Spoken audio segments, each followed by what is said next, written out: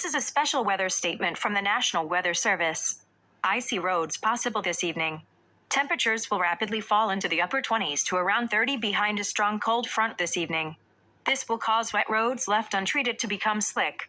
Additionally, a burst of snow will accompany the cold front, and this will accumulate a quick coating of snow on roadways. Use caution, and plan on giving yourself extra time to reach your destination this evening.